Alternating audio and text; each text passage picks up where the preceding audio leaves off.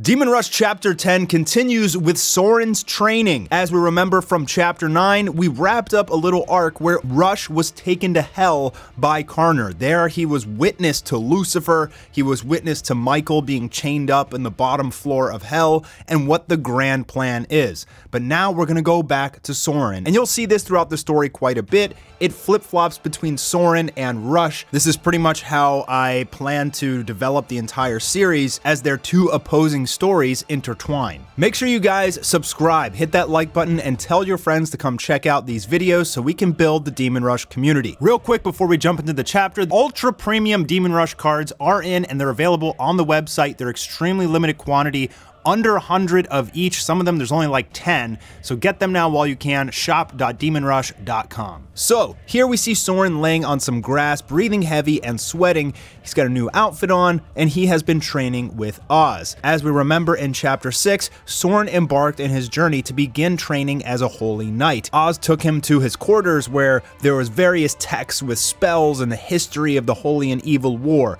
So by this point, Soren has already done some research, and he's trying to apply that knowledge into the real world. And here we see he's out in a field with Oz in a prayer stance. He's training, trying to unleash this Imperium. And you can see some sparkles and some wind surrounding him, but obviously he's really struggling because he is just covered in sweat. But he does appear to be grasping spell casting a little bit, it looks like. As Oz explains, Imperium is the raw power of one's soul. Much like a muscle, you can strengthen your Imperium with training. And this is one of the major divides between holy and evil. Holy tries to get stronger through intense training, and evil gets stronger through killing. As Oz explains, all life is connected by the Creator. We all share a fragment of God's Imperium. Search deep within and push it to the surface.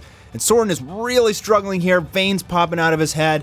He's really trying to push this Imperium that's deep within him to the surface, and he uses a spell, Sanctus Opus, which is Holy Barrier. As he smashes his hands to the ground, a little poof of wind comes out, but unfortunately, that's the extent of it. Soren is actually struggling here to master any sort of spell, and he's just not getting it. A concerned Oz looks over Soren, who is panting and completely out of breath. Disgruntled, Oz asks Soren to try the sword Eternus again. The feather, the sword of Michael. Soren takes it out and gazes into it deeply, raising it above his head and screaming out, "Eternus!"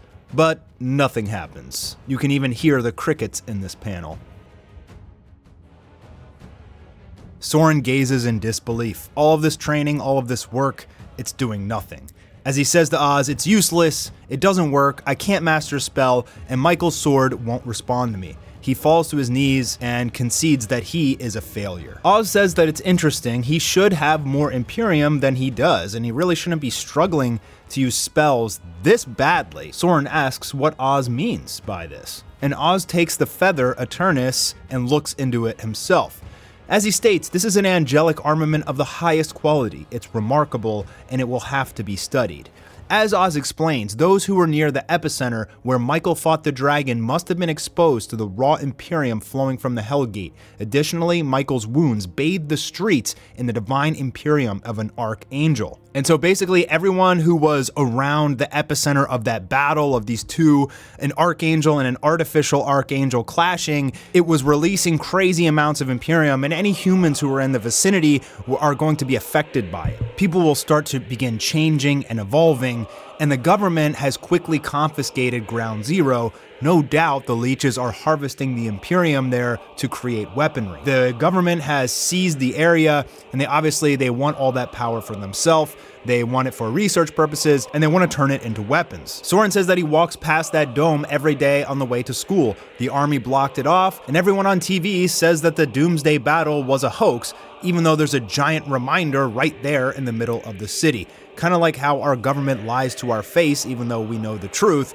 and they just expect us to go on with our day. So because Soren and Rush were in that epicenter, they should have been given a sizable head start with their Imperium, but Soren, for whatever reason, being held back. Now Oz attempts to use the sword of Michael himself, and he tries to draw it out from his belt like a blade that you would have in a sheath on your belt. And he says, no, Michael doesn't do it that way. How does Michael do it? And if you remember from Chapter 3, Michael takes the feather out of his wing, which turns into a sword. So Oz raises the feather over his left shoulder, and calls the name of the sword, ripping it out, and shows some of the real power of Eternus in the right hands. Soren stares in complete disbelief. He's tried to use this sword so many times and nothing happens, and his master Oz simply calls out the sword's name once, blasting it into reality. The signature blade of the Archangel Michael, the celestial beacon of light, Eternus. This sword is extremely mysterious. We don't know much about it yet. We just know that it is the weapon of the most powerful archangel. The sword thuds and lands on the ground, taking Oz completely by surprise, and now he's sweating. Imperium begins to leak from the sword, and Oz is struggling. The sword became extremely heavy all of a sudden, and as Oz says, this sword requires an unimaginable amount of Imperium to wield, and it's draining him. And then the sword reverts back to a feather. Oz completely out of breath and stamina. Even the Master Oz, the leader of the Holy Knights, can't even seem to hold this sword in its form for a while. That's when Oz comes to the realization that the feather has been draining Soren this entire time. And now that Soren isn't holding it anymore, he says, "Master Oz, I'm feeling much better now," as his body begins to explode with Imperium. So this is why Soren can't master a spell. The feather is actually holding him back for some reason. Eternus is undernourished. It's accustomed to Michael, an archangel with a near infinite reserve of Imperium.